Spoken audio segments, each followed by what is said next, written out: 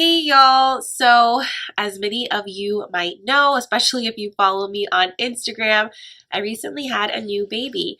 In this video, I want you guys to meet her, and I also want to share my birth story with you guys. This is my third girl. Ready to meet her?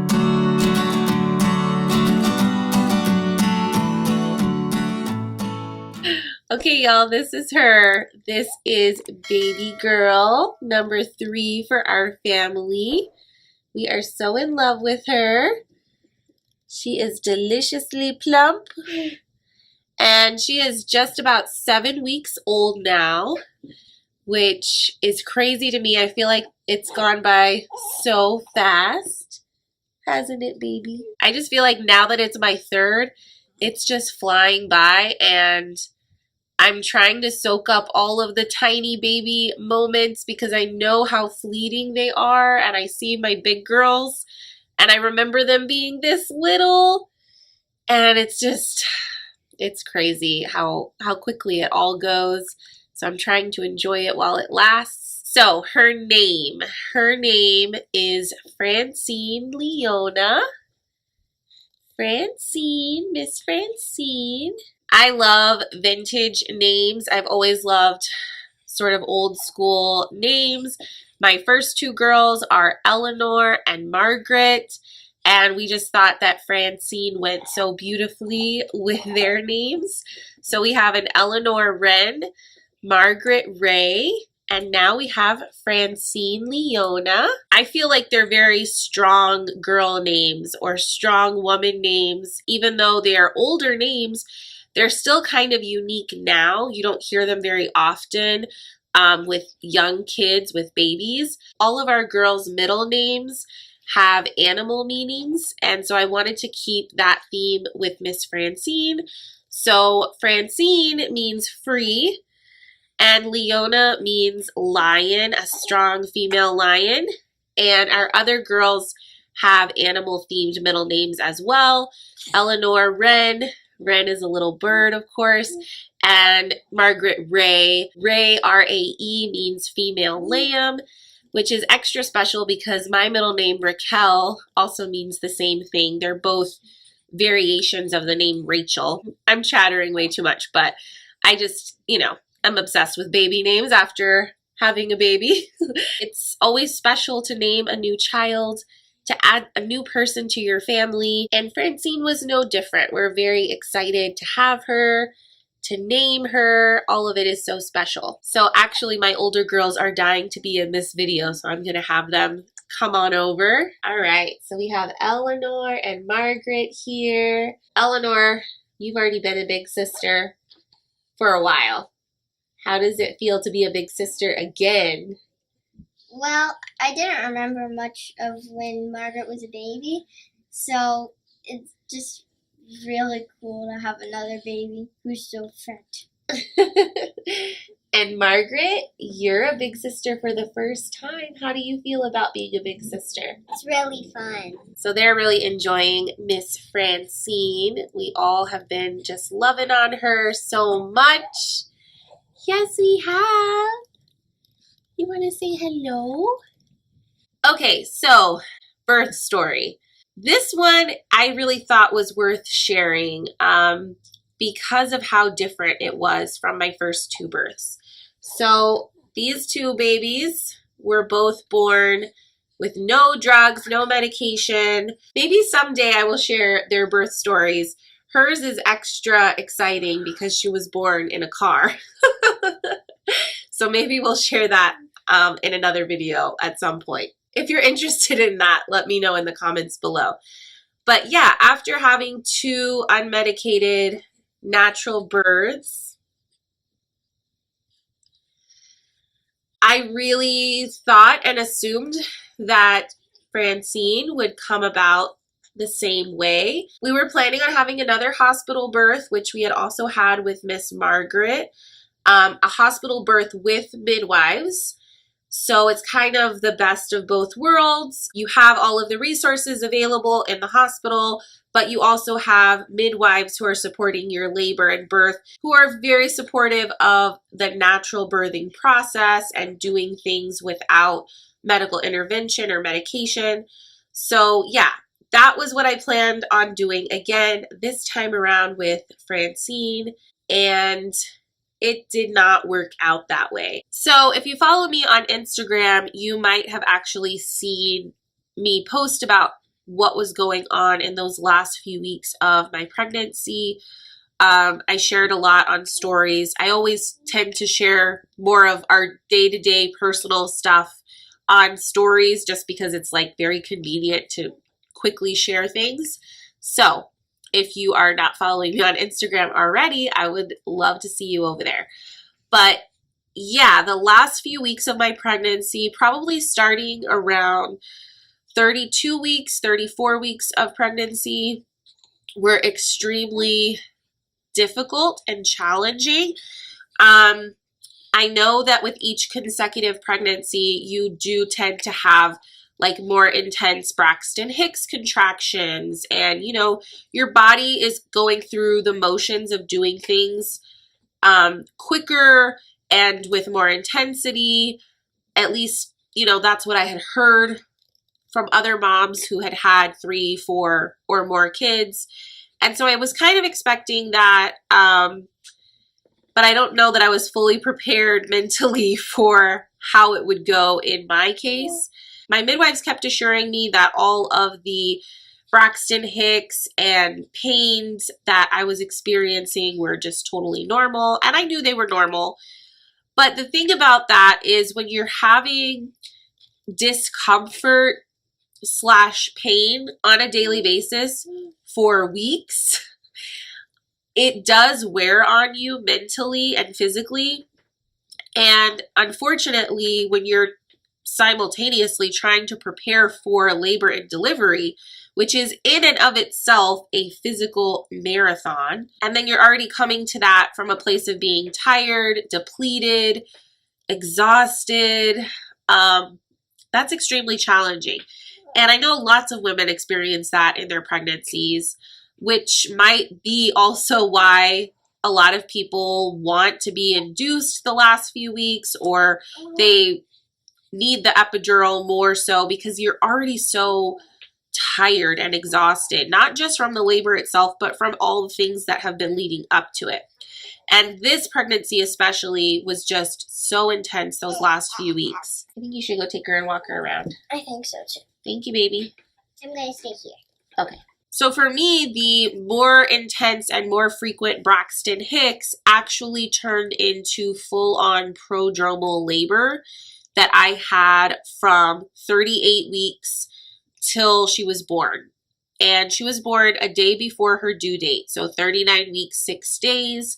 So almost 2 full weeks I had of prodromal labor. If you don't know what prodromal labor is, it's basically your body going into labor and then stopping. Like labor starts and then fizzles out.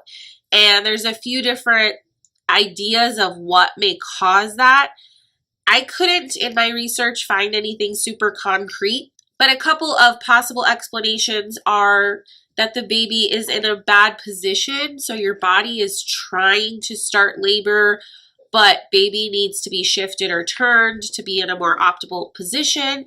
And so because of the poor positioning, your body ends up just kind of stopping and stalling things. I also read online that it's possible that women with consecutive pregnancies are just more likely to have prodromal labor because your body, just like with the Braxton Hicks, kind of knows what to do already, and it's just setting things in motion earlier and with more intensity because it's done it before.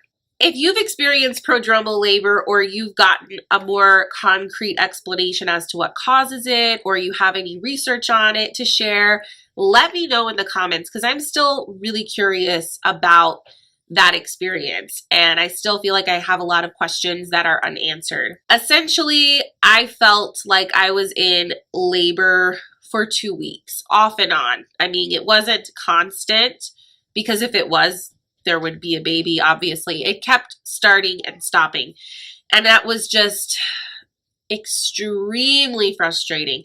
It was frustrating physically, it was exhausting physically, but it was also frustrating mentally because I'm an experienced mom, right? I'm not a first-time mom. I've had babies. I've gone through labor. I've gone into labor spontaneously and had completely intervention-free labors. So I trusted myself to know what labor feels like, to know what stage of labor my body was in, to know when things were actually going to get going. And I couldn't actually trust those feelings because the prodromal labor felt like the real thing and it tricked me. I would be timing contractions for hours, thinking I'm in early labor, waiting to see when they pick up, waiting to see when it's time to actually go to the hospital, and then everything would just fizzle out and stop. All right, Francine got hungry, so we're nursing now. But as I was saying, a week before she was born, exactly to the day, so I was 38 weeks, 6 days, the prodromal labor, well, I didn't know it was prodromal labor at the time, but I thought it was the real thing. I thought I was going into labor. I had been timing my contractions for several hours. They were meeting. I forgot what it's called. I think it's like the 5-1-1 or the 5-5-1 rule. Whatever they want you to do. We got a fussy baby. She's trying to go down for another nap. I'm gonna see if she'll let me keep talking while I rock her and get her down for her nap. So I really thought it was the real thing. I had been timing my contractions for a while. We were in touch with our midwives and keeping them updated, and everybody agreed, my husband, midwife, me, that it was go time. So we called my sister-in-law to come watch my older girls. She lives about 30 minutes away, so it's not a super convenient drive for her. And it was late at night. I believe it was about midnight when we called her. So she got over here around 12:30, and my husband and I packed up and left for the hospital. We got to the hospital probably around 12:45. My husband was speeding because my contractions were intense and real, and he was thinking we're gonna have another baby in the car. So he was scared, and I was telling him like, no babe, we got some time, like I probably still have a couple of hours to go before we have a baby. And little did I know I had a whole week to go before we had a baby. So we got to the hospital. We stayed there for a while. They checked me. I was about 4.5 centimeters dilated, but I already had been 4.5 centimeters dilated for like a week at that point. So that didn't really tell us a whole lot, but they were seeing my contractions on the monitor, and they said, well, you know, we'll keep you for a little while and see if things progress. And we ended up staying there for a couple of hours. I don't really remember exactly how long, probably about 3 hours. But my contractions slowly and gradually got further apart, not closer together. And they were getting weaker, milder. And then they just sort of stopped altogether. And that moment of being in the hospital, thinking you're just a few hours away from meeting your baby, and now all of a sudden you're nothing, you're nowhere, you are not in labor.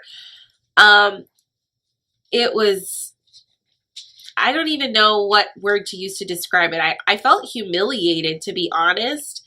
I know that's kind of a strong word, but when you are an experienced mom and you kind of feel like you know what you're doing, and you're talking to your medical providers and they're trusting you because they think you know what you're doing, and then you're wrong, I just felt embarrassed. I felt embarrassed that we had made my sister-in-law drive across town to come watch my kids. I felt embarrassed that we had like troubled the hospital, which is, I know, ridiculous because it's their job to be there on call at a moment's notice for that type of situation. Specifically, I mean, they are the labor and delivery part of the hospital, but I still felt embarrassed. I apologized to my husband for, you know, all of the commotion. And of course, he was very sweet and was like, babe, this is no big deal.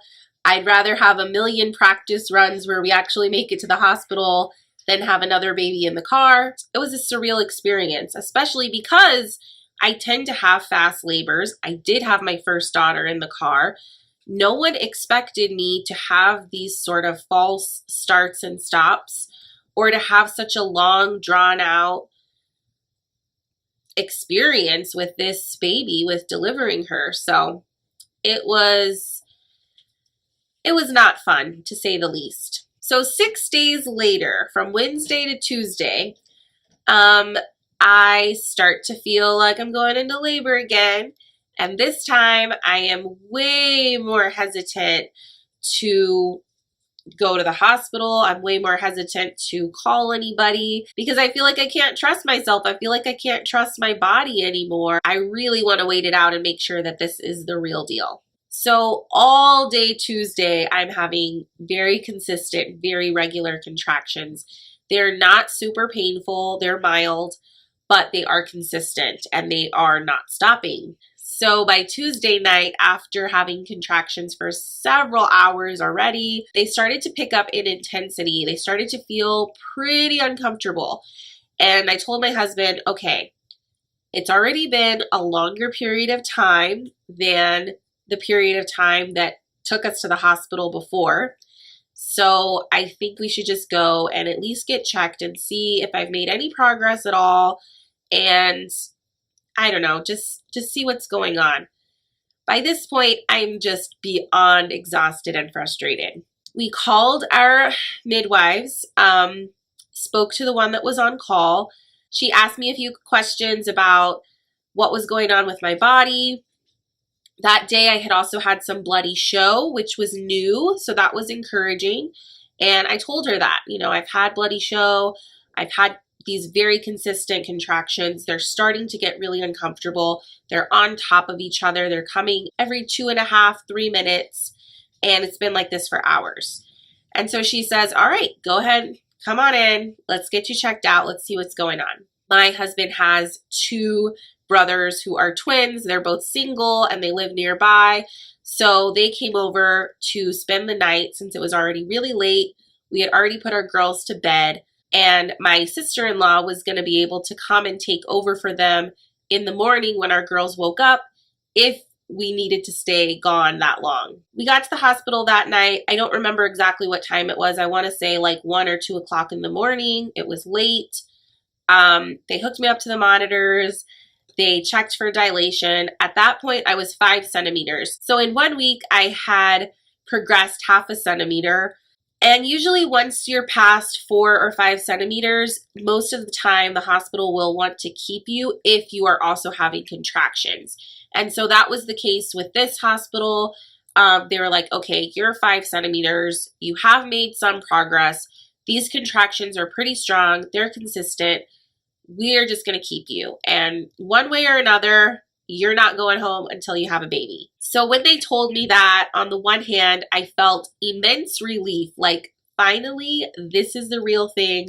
We're having a baby. It's happening. On the other hand, I was still concerned about just what sort of labor I was in for because it had already been so different from my previous 2 labors. So they get us checked in. We go to our labor and delivery room.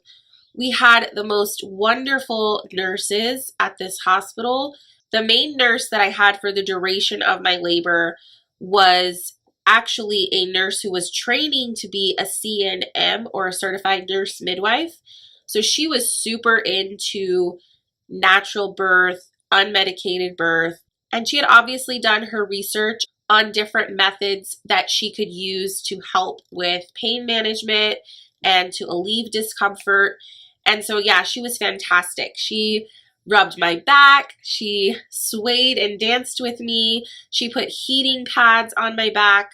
And all of that was really nice because not only was it very helpful to me, but it also gave a little bit of a break and a relief for my husband, who would normally be giving me that support the whole time. For the first few hours of laboring, I was doing really well. I was in the zone. All of my methods for dealing with pain were working. I made a previous video about what I was packing to the hospital for an unmedicated birth, and I will put that in the cards in case you missed it.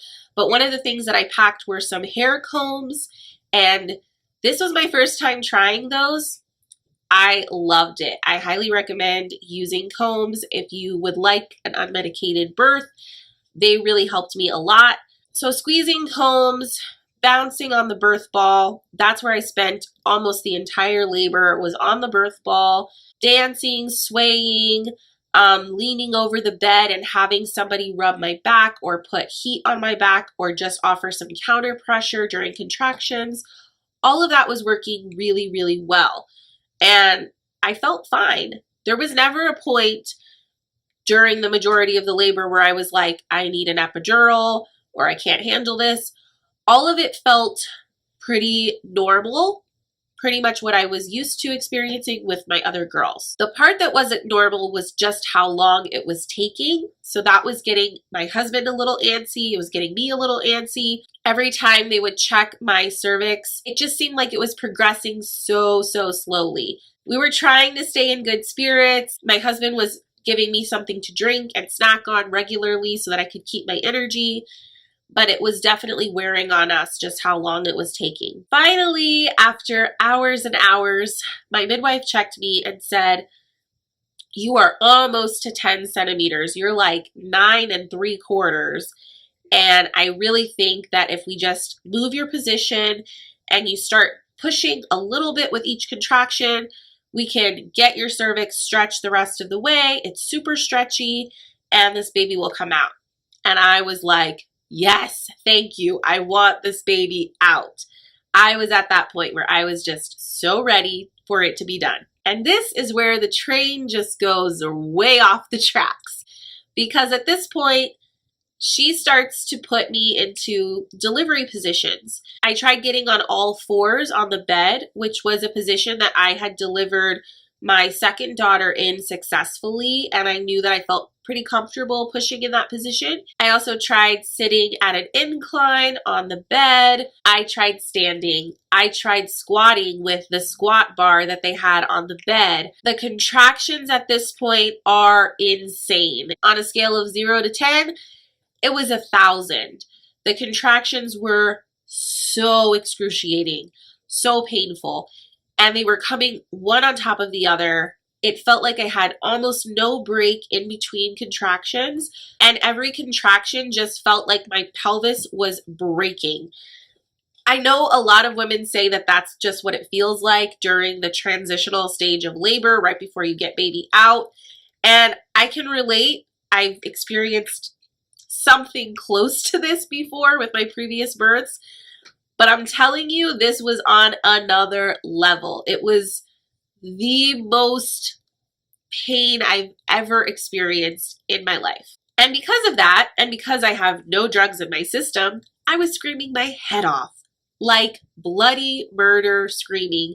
Like the whole hospital heard me and knew who I was screaming. My husband and the nurse and the midwife were all trying their best to keep me calm. They were trying their best to put counter pressure on my back to help me in any way that they could, but nothing was working. I could not get her to come down my birth canal.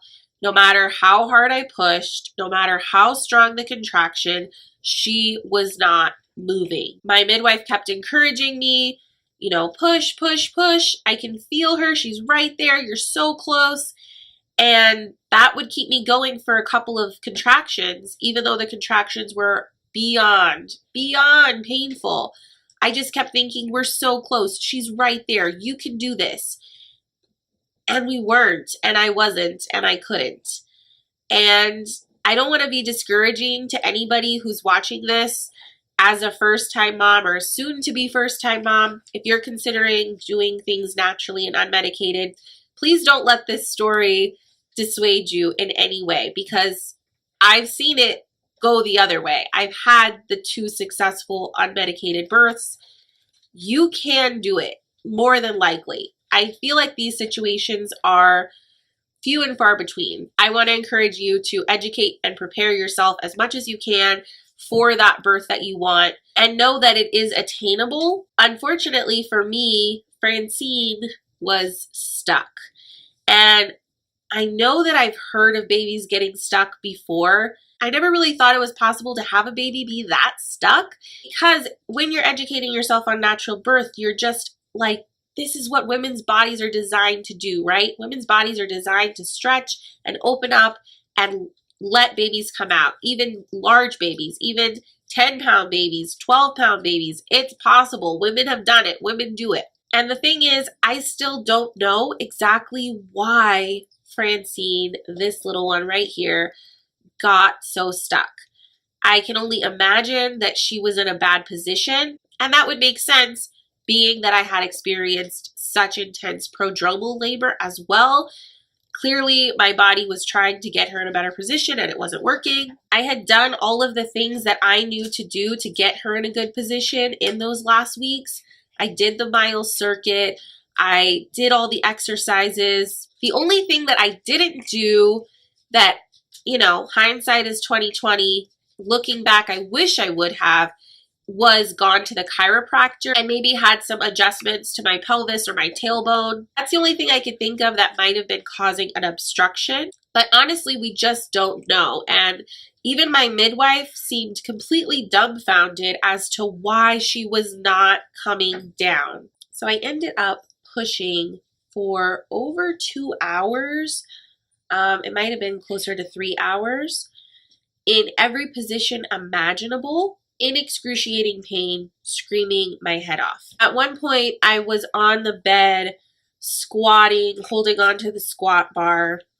My husband was on my right side, the nurse was on my left side, the midwife was right in front of me, and I just couldn't take it anymore. I felt like my back was going to break if I stayed in that position, and I literally leapt through the squat bar like a trapeze artist in the circus, like holding on, legs out, almost kicked my midwife in the face, and just was screaming like, I have to stand up right now. So then we tried standing up, and you know, my midwife put the big pad under me standing up in case the baby just came right out.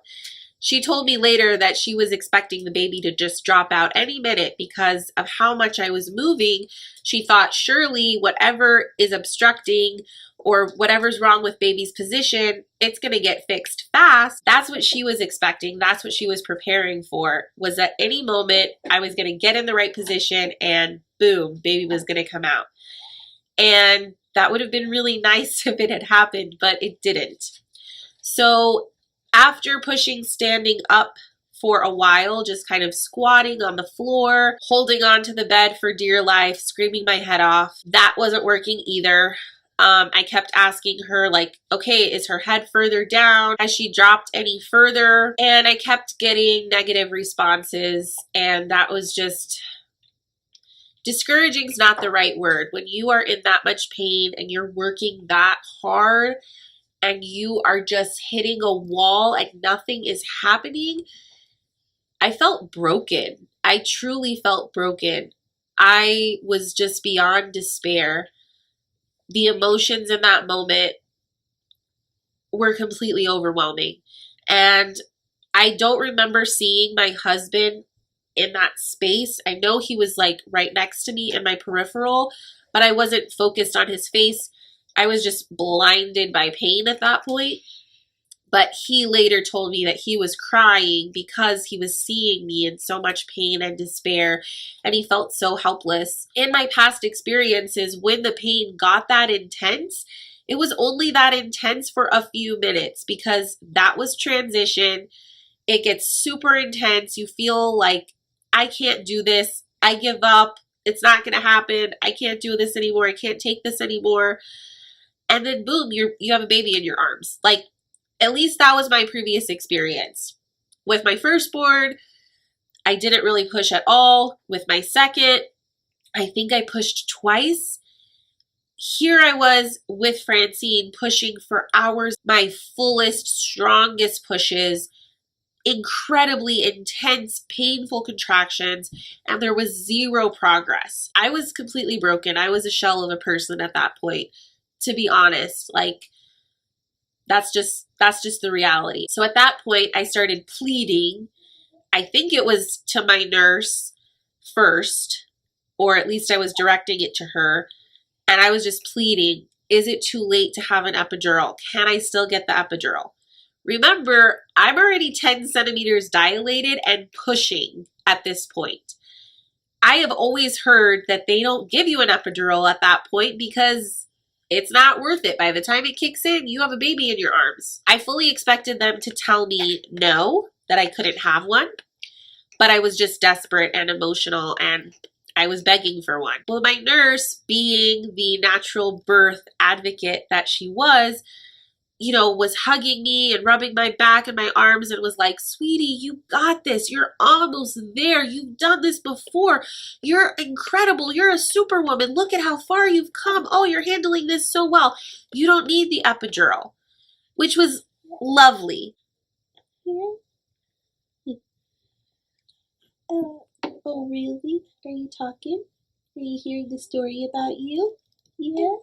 You gave us a lot of trouble, huh? If you are going to have an unmedicated birth, you need people like that in your corner. You need cheerleaders and advocates and a really strong support system who is educated and prepared to assist you through that journey. I personally don't know how it's possible to go through that journey and climb that mountain without a really strong support system. I know that some women do it. Like, some women have completely unassisted births, and that is mind-boggling and amazing to me. But for me personally, and for most women, I would think you really need a strong support system. And I so appreciated her in that moment, even though I was beyond despair. I knew she was doing her job. She was doing exactly what she was supposed to do by telling me, you got this. You don't need the epidural.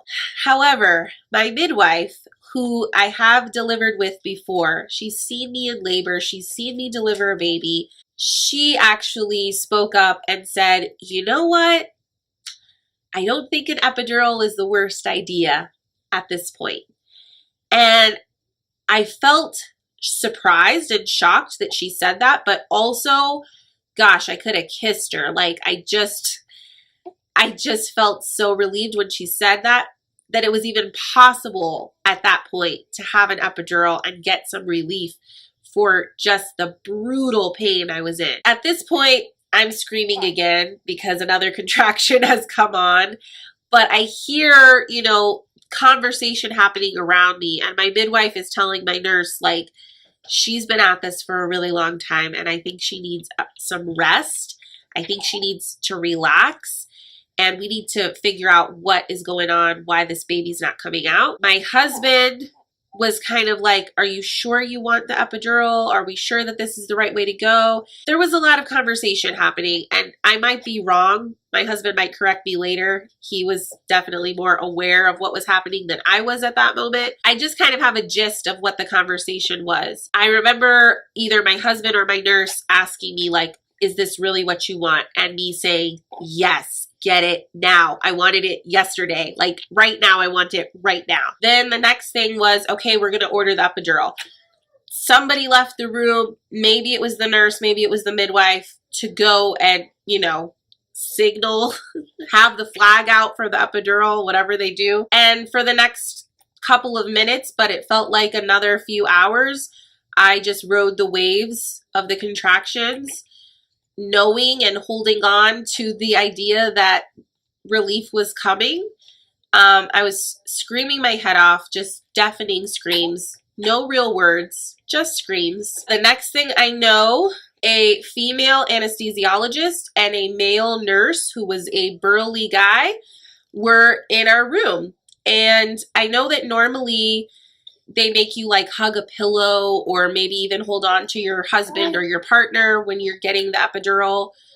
I was in a state. I was hysterical. I mean, I hate to use that word, but honestly, I can't think of another word. And obviously they were aware of the state that I was in, I'm sure they could hear it in the halls. Everyone could hear it.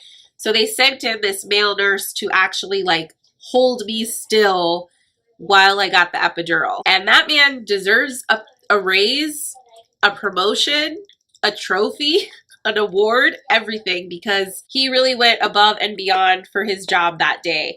He was holding on to me and just very calmly and kindly, with just a very gentle yet authoritative voice, telling me like, you need to calm down, you need to breathe, you need to be very still because they're going to be putting a needle in your spine. And I was basically screaming in his face, I can't be still, I can't calm down, I can't breathe, it hurts too much. And he just kept repeating the same thing to me, like, you need to be calm, you need to be still, I'm gonna help you be still.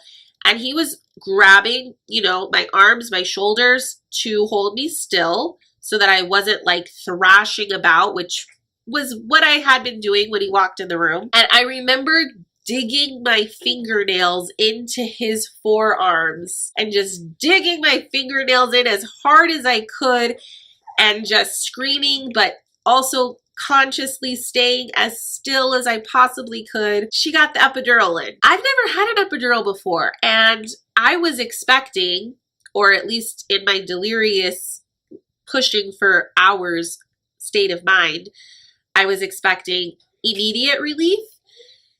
Epidurals are not immediate relief. Probably everyone knows this except for me. The relief did not come immediately, and I got angry when that happened. And I was like, I still feel everything. Like, what did you do? You didn't do your job right. Oh gosh, I'm a lot of fun in labor. I really am. And then I have like 4, 5, 6 people saying, it's gonna take a few minutes. It's coming. It's gonna take just a couple minutes. I feel so bad for everyone in that room at that point. Oh, I was so mean. As promised, after just a few short minutes, the relief came, and oh, it was glorious. I mean, wow. I really get it now. I really get why women love epidurals. I loved this epidural. And huge shout out to my anesthesiologist. I don't know her name, but man, she is fantastic at her job because they gave me like just the right amount in my epidural. I could still feel my legs. I could still wiggle my toes. I wasn't completely incapacitated. I could still feel the contractions, but there was no more pain. It felt like there was a hazy filter between me and the contractions. Okay, sorry, we're nursing again.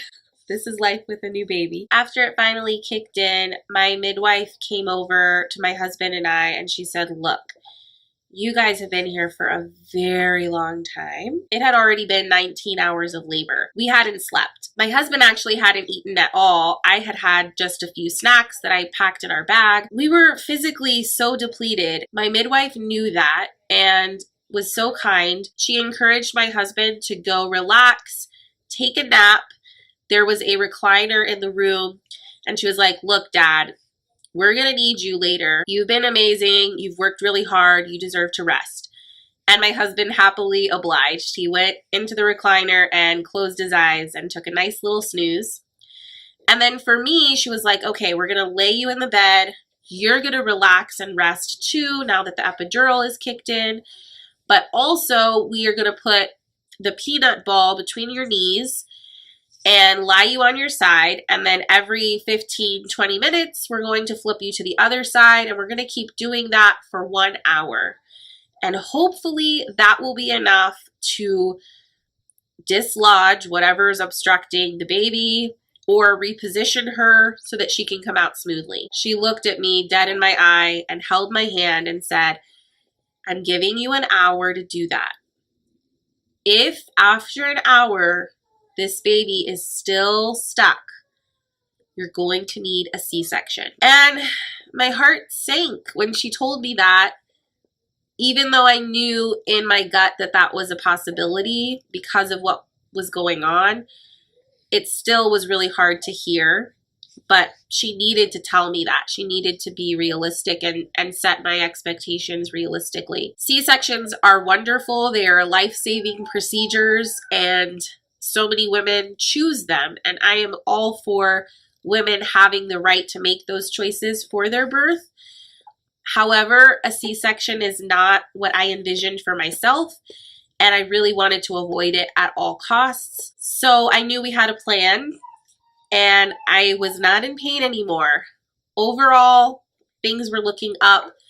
However, in the back of my mind, I just felt like I'm probably going to have a C-section because this labor is just, it's just totally gone awry, and I felt powerless. I felt very out of control, which is the opposite of what I want to feel when I'm in labor. Despite all that, at that point of my labor, all I wanted was for it to be over. All I wanted was for baby to be safe and healthy and in my arms.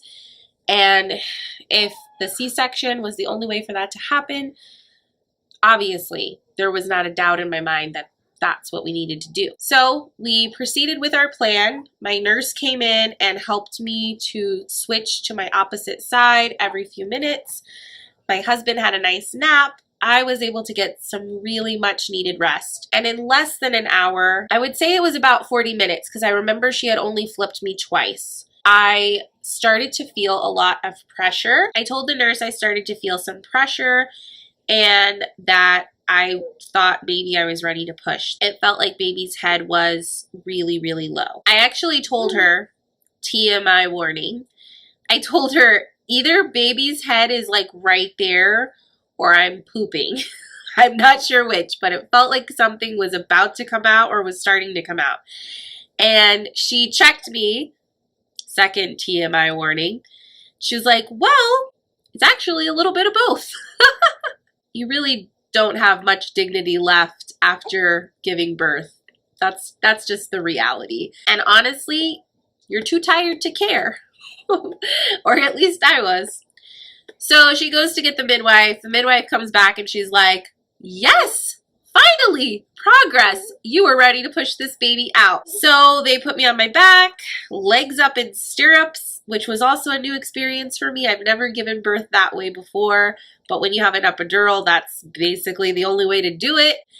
And they asked me if I wanted a mirror, and I said yes. Although I couldn't see that much, I saw a little bit. That was also a new experience for me. I had never had a mirror or actually seen, my child coming out before.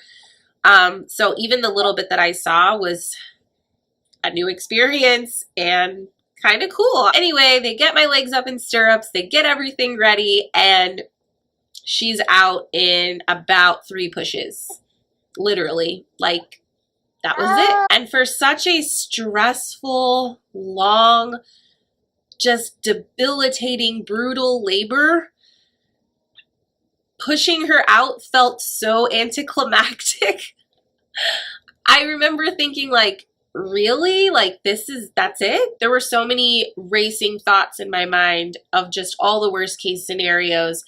And yeah, being able to just push her out real easy, it was so amazing, but it was not what I was expecting at all. But yeah, then she was out, and some of you might know, we actually waited to find out her gender until the birth. So that was kind of a cool, special moment. I remember asking, what is it? Is it a boy or a girl? And they said it was a girl, and I was like, wow, it's a girl. Very special, cool, memorable moment. Also a new experience for me because we did not do that with my first 2 girls. We found out in advance what they were pretty early on in the pregnancies.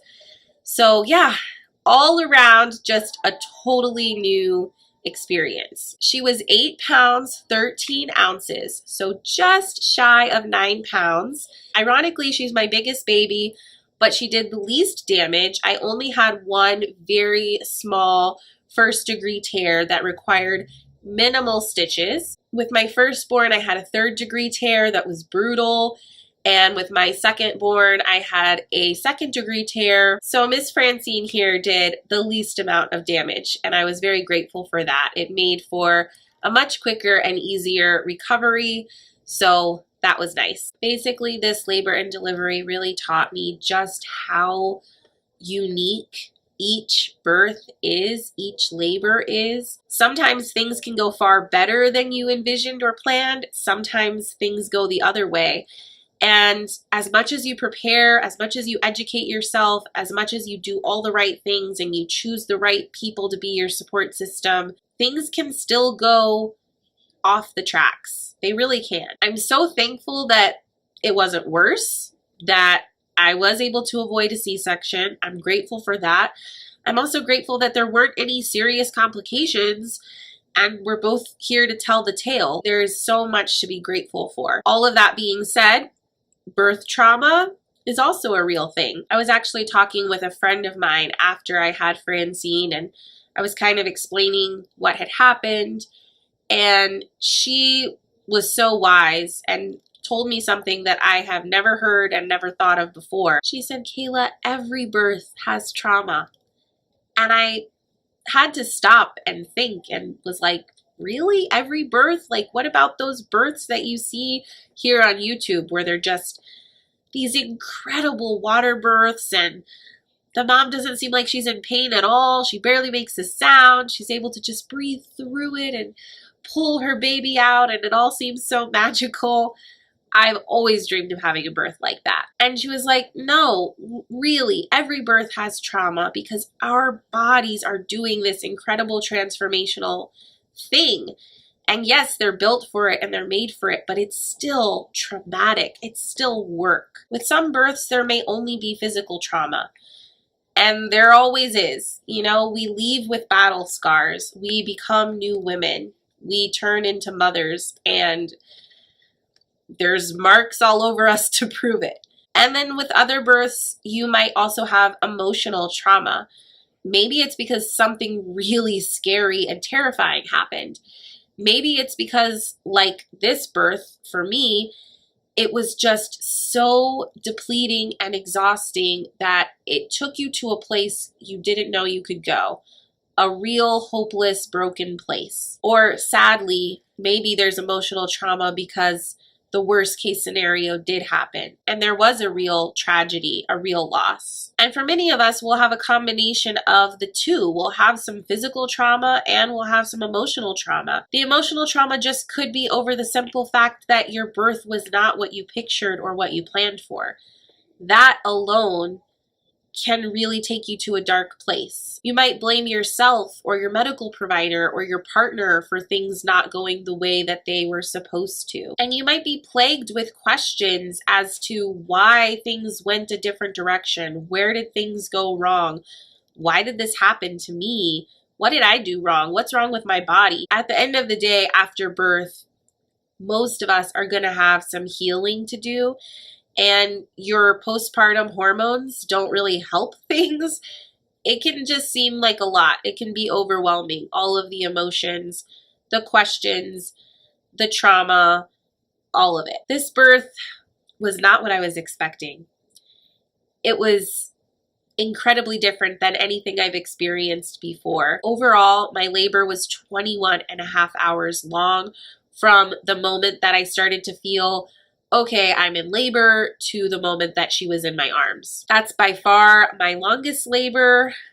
My firstborn was just under 12 hours. My secondborn was about 8 hours total, but only about 4 hours of actually feeling like I was in pain and in labor. I think it's so important and beautiful for mamas to share their birth stories because it helps to normalize the fact that there is no normal birth. Yes, there are things that physiologically your body is designed to do and will do, but at the same time, every single birth is going to be different. It's going to be its own story. No matter what type of birth you have, it's beautiful, it's incredible. And we as women and as mothers are just incredible for coming out the other side and being all the stronger for it. I know this video is already way too long, but I just want to quickly touch on recovery.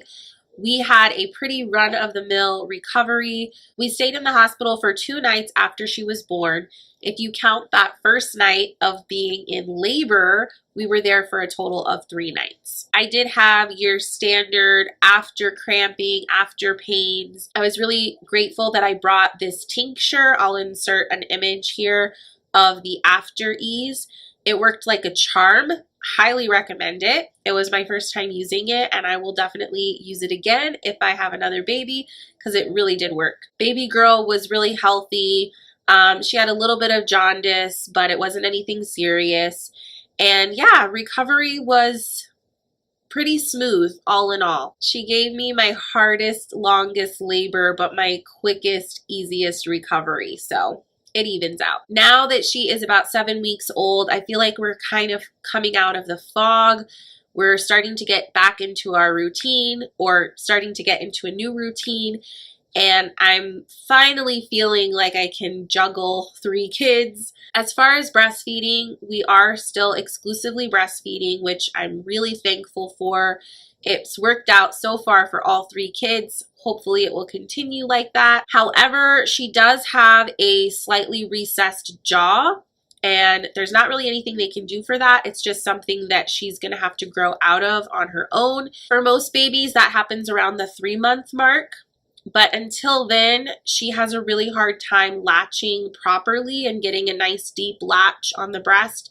So I have been using nipple shields ever since we got home from the hospital, and they've been a lifesaver. Honestly, I would not have been able to continue without them, because just the few days in the hospital, my nipples were already like shredded, just completely destroyed from her poor latch. We did get the opportunity to work with a really great lactation consultant. She checked for tongue tie or lip ties, and we seemingly don't have those issues, so that's good to know. She helped a lot with positioning, and I am able to get a semi-deep latch some of the time, but it's very inconsistent, and I just don't want to play those games. Like dealing with torn up nipples and then that leading to breast infections or thrush.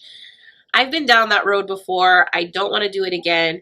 So I'm just taking the precaution of using the shields right now. I know that shields are not recommended for long-term use.